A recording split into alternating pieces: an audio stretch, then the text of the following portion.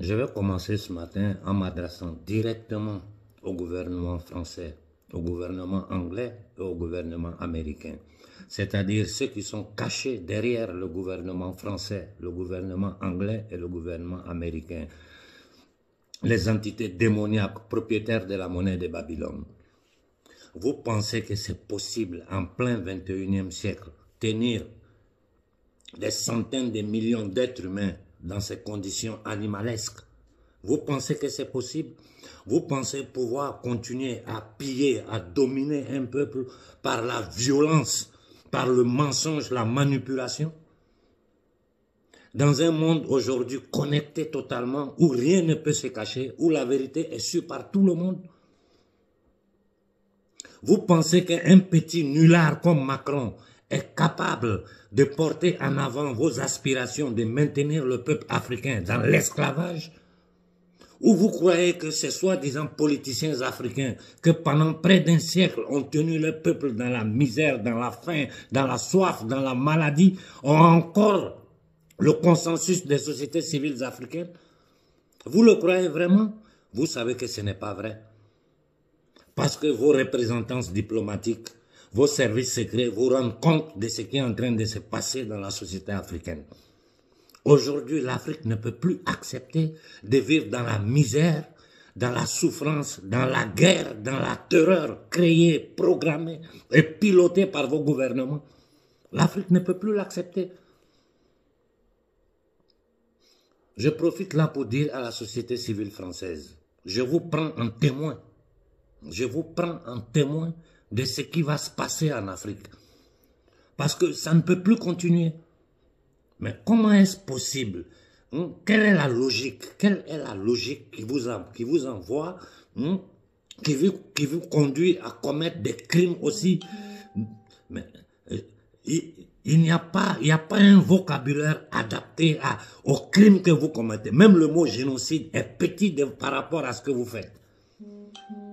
L'histoire de la France en Afrique le dit, ce n'est pas Konaré qui le dit.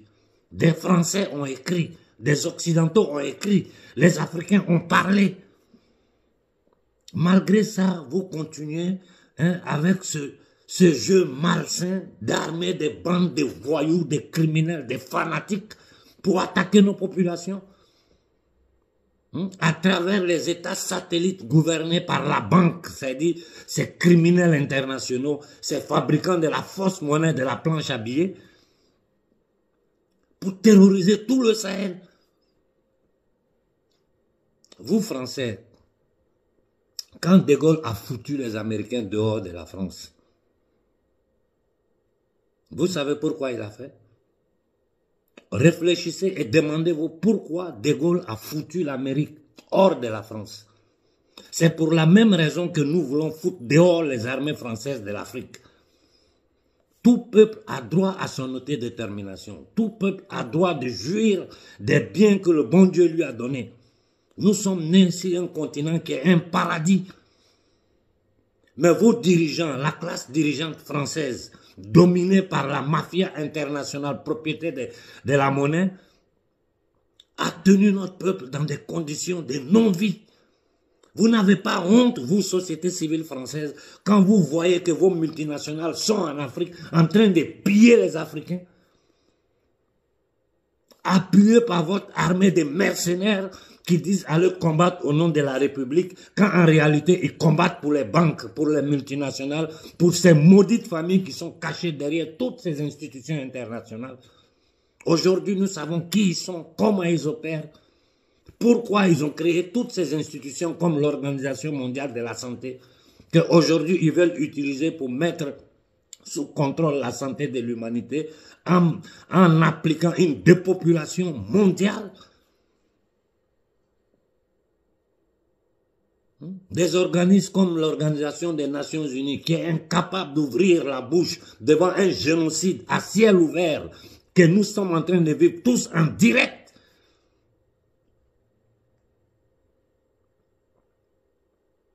Réfléchissez un peu, si vous pensez que c'est possible, que vous allez vous asseoir, regarder vos gouvernements. Je parle de ces trois pays, la France, Angleterre et Amérique, attaquer un peuple sur sa propre terre, piller ses ressources, imposer des nègres de salon, ce que j'appelle nègres de salon, ces indignes politiciens africains. J'ouvre la parenthèse pour vous dire à vos politiciens africains, nègres de salon, indignes, inconscients. Vous pensez que vous pourrez continuer avec ce discours mielleux que pendant plus de 75 ans, vous avez fait aux Africains qui ne savaient rien de ce qui s'est passé dans le monde, en les maintenant dans la pauvreté pour que cette petite bourgeoisie nègre, minable, là, ce qu'on appelle dirigeants africains. Mais regardez, quelle est la légitimité d'un État comme l'État français pour aller dans le monde à parler de démocratie? Quelle est votre légitimité aujourd'hui? De quel droit de l'homme vous parlez quand vous parlez au nom de la France? Nous sommes conscients que le peuple, le petit peuple français n'est pas notre ennemi. Ça, nous le savons très bien. Et les derniers événements nous l'ont démontré clairement. Nous avons vu comment le mouvement des Gilets jaunes ont été sauvagement réprimés par l'État négrier français. Des Français de souche battus, tués, mis en prison, simplement parce qu'ils se sont levés pour réclamer leur droit à une vie décente. Nous avons subi, ici en Occident, ces 3 dernières années, la violence d'une institution privée aux mains des patrons de la monnaie toujours, qui est l'Organisation mondiale de la santé, à la tête de laquelle ils ont mis encore un nègre de salon, un assassin, un criminel qui cautionne un génocide à échelle planétaire. Les conséquences de ces inoculations sur la population occidentale aujourd'hui est sous nos yeux. Et vous, Français, vous êtes les premiers à savoir que votre classe dirigeante est pourrie. Vous êtes les premiers à le savoir. Vous savez comment fonctionne l'État français, que c'est tous des voleurs, des truands, des lâches, qui aujourd'hui travaillent contre leur propre peuple.